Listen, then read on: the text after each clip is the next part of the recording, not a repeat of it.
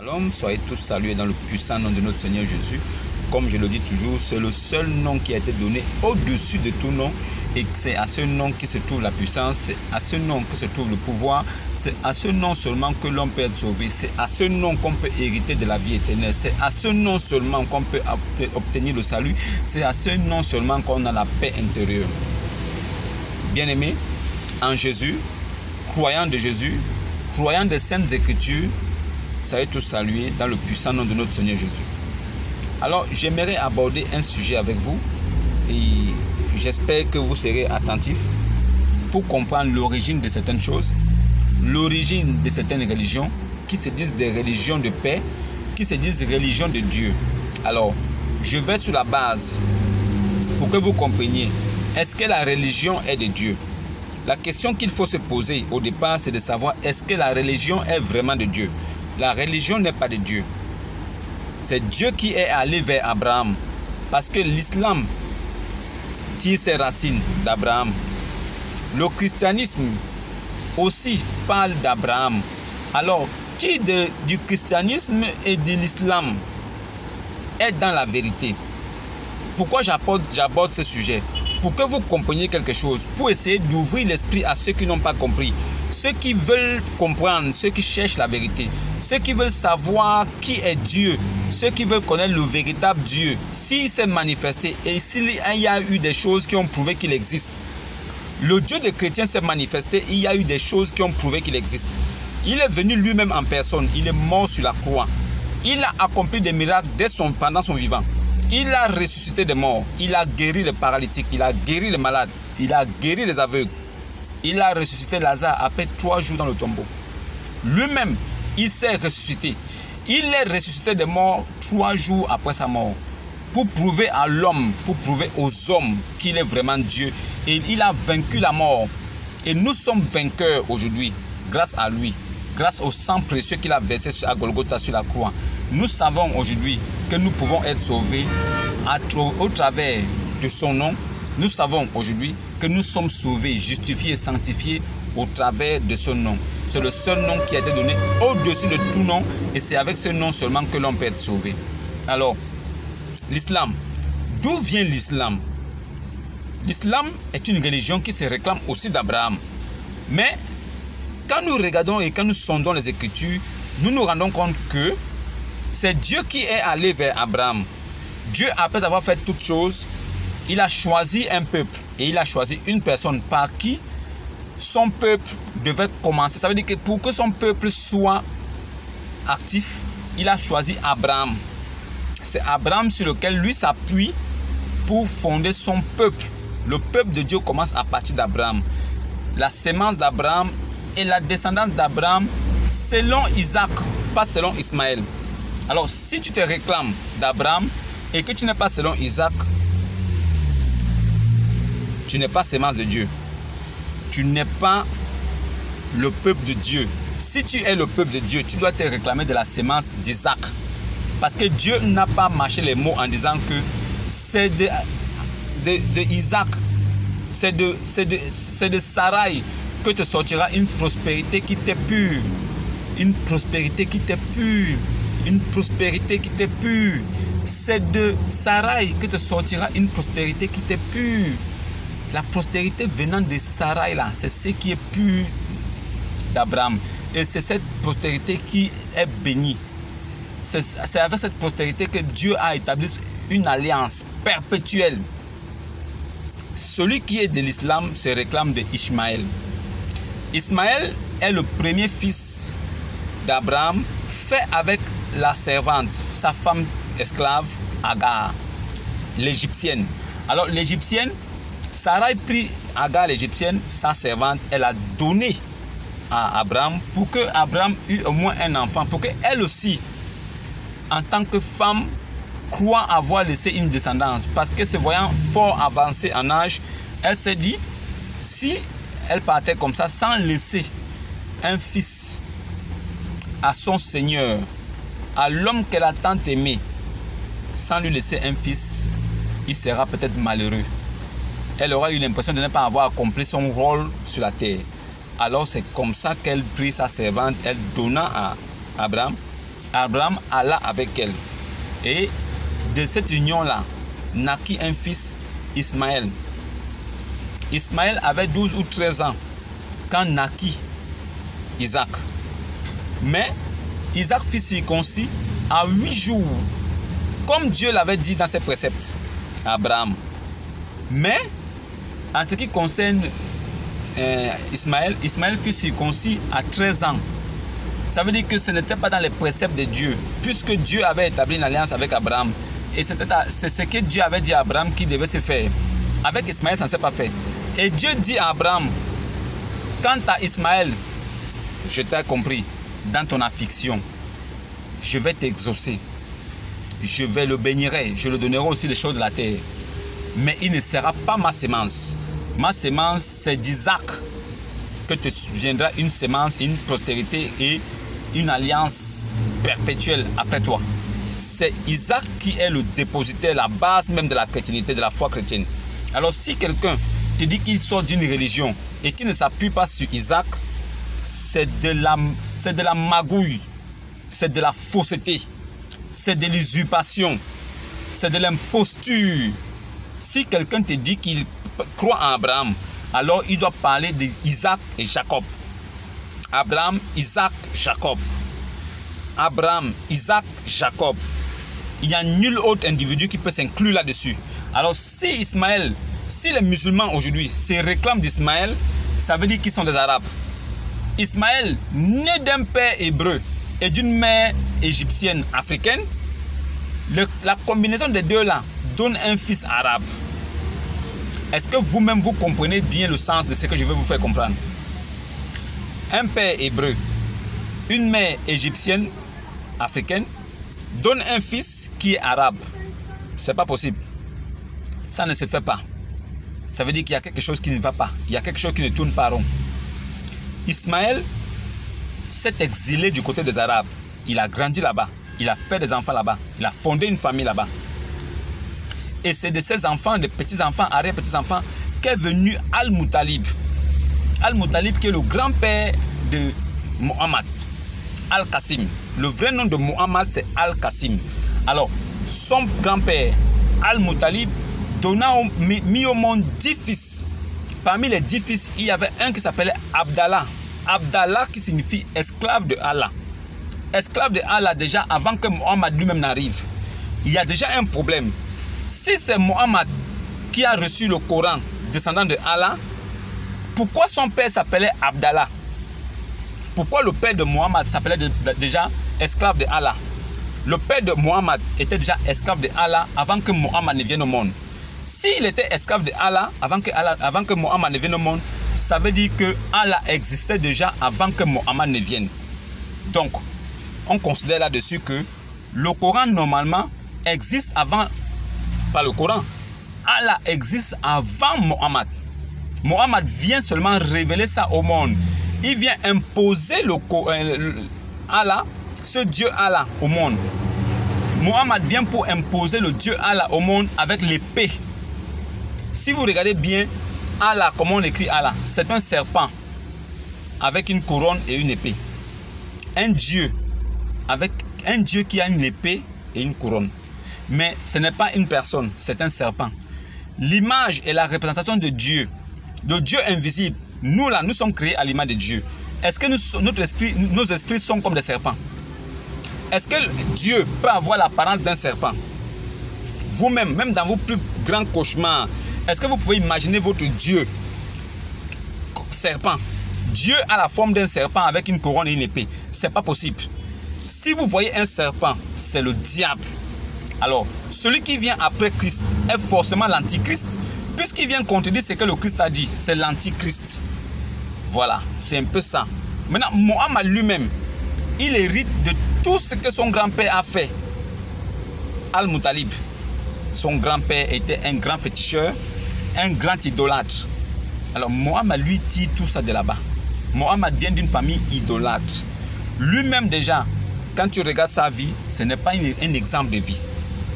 Alors si quelqu'un vous dit que sa religion est de la meilleure religion, alors posez la question, quelles sont les origines de ta religion? Les origines de la religion islamique c'est Al-Muttalib, le grand-père. Après Abdallah, le père. Après Al-Qasim, qui s'appelle Mohammed, Mahomet, comme vous voulez. C'est de là où est venu. Mais tout se réclame de la postérité d'Ismaël. Dieu avait donné les caractéristiques d'Ismaël. Il sera têtu comme un âne sauvage. Donc les caractéristiques d'Ismaël, c'est la barbarie, la sauvagerie et la... Ça veut dire que dedans là, 0. Voilà pourquoi, même dans le Coran, c'est écrit, il y a parmi eux beaucoup de lettrés qui ne savent rien du livre.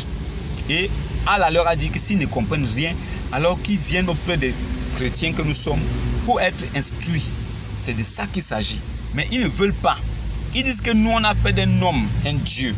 Alors que non, ce n'est pas le cas. C'est Dieu, notre Dieu à nous, qui s'est fait homme et il est venu vers nous pour nous prouver qu'il est réel. Pour nous attester que oui, il faut croire en lui parce qu'avec lui, il y a la vérité. C'est le Dieu véritable. Il a vaincu la mort. Et il nous a prouvé que même après notre mort, il peut nous ressusciter. C'est la foi du chrétien qui est là. C'est notre base. On prie un Dieu qui est vivant. Nous prions un Dieu qui peut nous sauver. Un Dieu sauveur. Un Dieu dont les Écritures disent que le nom est sauveur.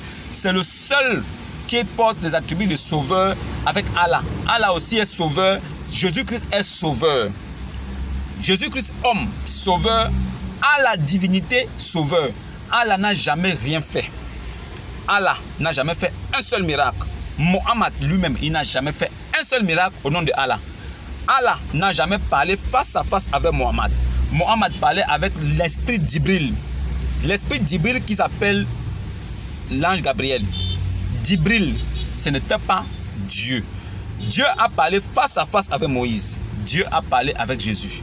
Mohammed n'a jamais parlé avec Allah. Il n'a jamais parlé avec Dieu. Alors, d'où lui viennent ces révélations? D'un esprit. Maintenant, qui est le vrai messager de l'islam? Le vrai messager de Allah, ce n'est pas Mohammed, c'est Djibril. C'est Djibril qui est le messager de Dieu pour le monde. Parce que c'est lui qui a dit à Mohammed, Mohammed n'a que fait écrire et appliquer. Donc, le messager de l'islam, c'est Djibril, l'esprit. Mohammed, lui, il a commencé son ministère avec l'épée. Quiconque ne croit pas que Allah est Dieu ne mérite pas de vivre. La terre et tout ce qui se trouve appartient à Allah. Celui qui n'accepte pas ça doit mourir. C'est comme ça qu'il coupait les têtes. Une religion de paix qui coupe les têtes. Une religion de paix, là où on marie, mariage forcé. Une religion de paix, là où on prend des petites filles de 12 ans, 13 ans, on donne de force aux papas de 50 ans, 60 ans, 70 ans. Parce qu'ils ont les moyens. Une religion de paix, là où les femmes sont assujetties à plus que l'esclavage, des objets sexuels. Les femmes musulmanes, c'est des objets sexuels. On les donne à des hommes qu'elles ne connaissent pas. Des vieux papas qui vont les coucher de force, des viols. C'est assimilé au viol. Le mariage forcé, c'est le viol. C'est un viol légalisé par les Arabes. C'est un viol légalisé par l'islam. Le mariage forcé ne doit pas exister. Il ne faut pas cautionner le mariage forcé. Les autorités doivent vraiment s'attarder là-dessus. Il ne faut pas cautionner le mariage forcé. Le mariage forcé est assimilable au viol. C'est comme un viol. Pourquoi vous pouvez forcer une personne à être avec une autre alors qu'il y a un écart de plus de 50 ans, plus de 60 ans? Et la personne ne veut même pas, mais vous lui donnez de force. Elle n'a même pas encore l'âge requis pour faire des rapports sexuels. Vous lui donnez de force et le gars la viole. Parce que le prophète lui-même, il était comme ça. Le prophète de l'islam lui-même était un violeur. C'était un obsédé sexuel, un pédophile. Comment un papa de 50 ans peut coucher une petite fille de 9 ans? Comment un papa de 50 ans peut coucher une petite fille de 9 ans? C'est un violeur. Il doit aller en prison. On doit déterrer son cadavre. On doit déterrer son tombe. On prend ces os-là, on met ça dans une prison. Il doit aller en prison pour ça. C'est un génocidaire. C'est un barbare. Un chien. Il ne mérite même pas être appelé prophète. Il ne mérite même pas qu'on l'appelle prophète. Comment tu peux coucher une gamine de 9 ans? Elle ne sait même pas encore laver ses fesses. Elle ne sait même pas encore se laver. Tu la couches avec tes cheveux blancs. Un vieux sanguinaire. Et les gens cautionnent ça, on appelle ça le modèle parfait. L'islam est du diable. Déjà, quand on écrit Allah, c'est un serpent avec une couronne et une épée. Comment les gens peuvent cautionner ça? Comment vous pouvez rester dans une religion là où un Dieu ne s'est jamais manifesté? Allah n'a jamais fait un seul miracle. Allah ne s'est jamais manifesté. Il n'a jamais rien fait. Mohammed lui-même, il a vécu toute sa vie commettant des péchés, Il a même couché une femme morte. Il couchait même les mortes. Une femme décédée, il la couche. Il prend ça où? C'est de la sauvagerie à outrance. C'est de l'imposture diabolique. Comment tu peux coucher un cadavre? Tu te dis messager de Allah. Tu couches un cadavre. Comment c'est possible? Et vous acceptez ça? La religion de paix. Si tu dis que tu quittes l'islam, on te tue. Si tu quittes l'islam, on t'enlève du boulot. Tu quittes l'islam, on te bannit. On envoie des gens venir brûler ta maison parce que tu as dit que tu quittes l'islam. C'est quelle religion de paix ça? La religion du diable. Le diable ne paie jamais. Si le diable t'a entre ses mains, le jour où tu veux quitter, il veut te ôter la vie. C'est ce que l'islam fait. L'islam te ôte la vie parce que tu veux les quitter. Le christianisme, tu es chrétien. Le jour où tu ne veux pas être chrétien, tu quittes de là, tranquille. C'est entre toi et Dieu. Si tu perds ton âme, c'est entre toi et Dieu. Ce n'est pas un homme. Un homme ne peut pas se mettre debout et défendre son Dieu. Au point de tuer, au point de mettre des bombes, exploser des magasins, des supermarchés. Et il dit qu'il meurt au nom de Allah. Quel Allah? Allah qu'on n'a jamais vu. Même le prophète ne l'a jamais vu. Tu meurs au nom d'un Dieu que toi-même tu n'as jamais vu. Il n'a jamais fait un miracle. Tu meurs en son nom. Pourquoi? Parce qu'il te dit que tu vas aller au paradis. Il dit dans le Coran que non, il a acheté des musulmans pour qu'ils meurent et qu'ils fassent mourir en échange du paradis. Un Dieu qui a tout créé, comment il peut encore payer quelqu'un? Comment Dieu qui t'a créé, tu es sa créature, il peut te payer? Pourquoi? La volonté de Dieu s'accomplit toujours. Si un homme, si Dieu dit qu'il veut t'enlever la vie, il t'enlève la vie. Si Dieu veut t'utiliser, il t'utilise. Il n'a pas besoin de te payer encore. Comment un Dieu peut payer encore sa créature? Ça veut dire que ce n'est pas un Dieu, c'est un homme. Allah est mort avec Mohammed. Mohammed était un homme, Allah était un homme imaginaire. Mohammed a imaginé un homme pour faire croire que c'était un Dieu. Mais depuis que Allah est parti, c'est quand Mohammed aussi est parti. Il n'y a plus jamais eu de révélation. Le Coran est truffé et rempli de fautes. Ce n'est pas un Dieu qui peut faire des fautes comme ça. Un Dieu ne peut pas oublier des choses. Un Dieu ne peut pas faire des choses sur la terre et oublier. Un Dieu ne peut pas dire que non, Marie, sœur d'Aaron, c'est la mère de Jésus. Un Dieu ne peut pas se tromper comme ça. Un Dieu ne peut pas dire que le père de Hazar, c'est Terak. Lui, il dit que c'est Hazar. Un Dieu ne peut pas se tromper comme ça. Un Dieu ne peut pas dire que non, les fils de Noé, tous ont été sauvés. Lui dit qu'il y a un des fils de Noé qui est mort. Et on lui demande le nom, c'est qui? Il ne dit pas. Un Dieu ne peut pas se tromper comme ça. Si un Dieu se trompe, c'est un homme. Si un Dieu se trompe, c'est un homme. Mohammed et Allah, c'était la même personne. Ils sont morts ensemble. Il n'y a plus rien. L'islam, c'est dans un tissu de mensonges. Comment peut-vous faire croire que pour aller au paradis, il faut laver les mains, laver la tête, laver les pieds? Donc pour aller au paradis, il faut laver les pieds, laver les mains. Pourquoi laver ces parties-là? Qu'est-ce que ces parties-là ont à voir avec la spiritualité? Un corps qui va mourir, eux-mêmes les musulmans, quand ils meurent là, est-ce que leur corps là monte au ciel? N'est-ce pas leur corps là est enterré? Quand on les enterre là, n'est-ce pas ils pourrissent? Ils lavent dans les pieds, les mains pour faire quoi? Ça va servir à quoi? Les musulmans sont perdus. Ils pensent que c'est en restant les 20 paroles à chaque fois. Ils baissent la tête.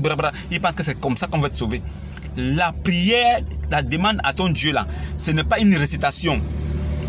Si tu récites, ça ne vient pas du cœur. La prière vient du cœur et c'est inspiré par le Saint-Esprit. Tu ne peux pas réciter quelque chose qui est écrit et tu dis que tu as prié. C'est une contrainte, c'est forcé. La barbarie et l'esclavage continuent aujourd'hui avec les prières qu'ils font. 5 prières par jour. Pourquoi? Est-ce que Dieu t'a dit qu'il a besoin de ça? Quoi, il cultive les prières là? Quoi, il met ça dans une caisse? Si tu pries une fois par jour, il ne sera pas d'accord. Il faut que tu pries 5 fois. Donc il t'oblige quoi? Et il faut qu'il te rappelle qu'il faut que tu pries. Il faut qu'il crie au ciel pour que tu pries. Non. Allah ne peut jamais être Dieu. Allah, ce n'est pas Dieu. Jamais. Un musulman ne peut pas me convaincre. Sur la base même de son Coran, il est hors jeu. Sur la base encore des Saintes Écritures, il est perdu. Il est perdu. Mohammed lui-même ne savait pas là où il partait. Je ne sais même pas ce que l'on ferait de moi, ni de vous qui me suivez. Je ne suis qu'un avertisseur clair. Je ne fais que révéler, dire ce qui m'est révélé. Je ne suis qu'un avertisseur. Tu n'es qu'un avertisseur. Tu ne sais pas là où toi tu pars, mais tu avertis. Tu avertis donc sur quoi? Toi-même, tu ne connais pas là où tu pars. Comment tu peux rassurer les autres? Toi-même, tu ne sais pas là où tu pars. Maintenant, les autres vont aller où? Et les gens sont dans ça, ils suivent quelqu'un comme ça qui dit qu'il ne savait même pas là où il partait. Et il ne sait même pas ce qu'on fera de ceux qui le suivent. Et vous le suivez. Le Coran dit encore que Allah, au jour dernier, il placera tous ceux qui ont cru en Jésus au-dessus de ceux qui ont mécru. Et vous êtes encore derrière Mohammed.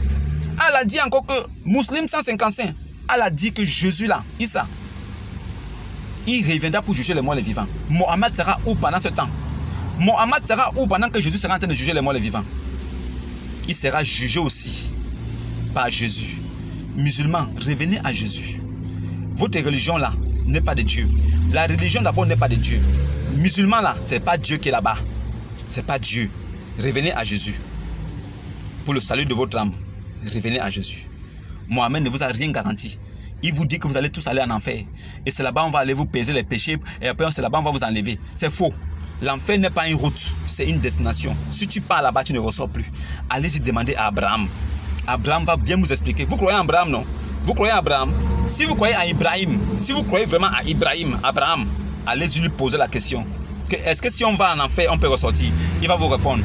Vous saurez que vous êtes en enfer. Même étant vivant, musulman, vous êtes en enfer. N'oubliez pas ça. Vous êtes déjà en enfer. C'est moi qui vous dis ça. Si vous ne me croyez pas, vous verrez ça avec les yeux de la certitude le moment venu. Quittez l'islam. C'est l'imposture, c'est l'antichrist. C'est de l'antichrist. Allah dit que Jésus n'est pas mort. Que c'était un faux semblant. Ils ont pris quelqu'un pour le remplacer. Mais le même Allah, au lieu de punir Jésus parce que c'est un menteur, Allah c'est Dieu, non? Punir Jésus. Jésus a menti qu'il est mort. Et il a mis quelqu'un d'autre à sa place. Punis-le. Au lieu de le punir, Allah l'élève au ciel. Allah élève Jésus menteur au ciel. Mais il laisse Mohammed le vrai enterré. Mort. Il n'est pas ressuscité. Il n'a pas élevé Mohammed au ciel. Alors que Jésus c'est un menteur. Vous ne comprenez rien, musulmans. Sortez de là. Il n'y a pas la vérité là-bas. Shalom et à demain.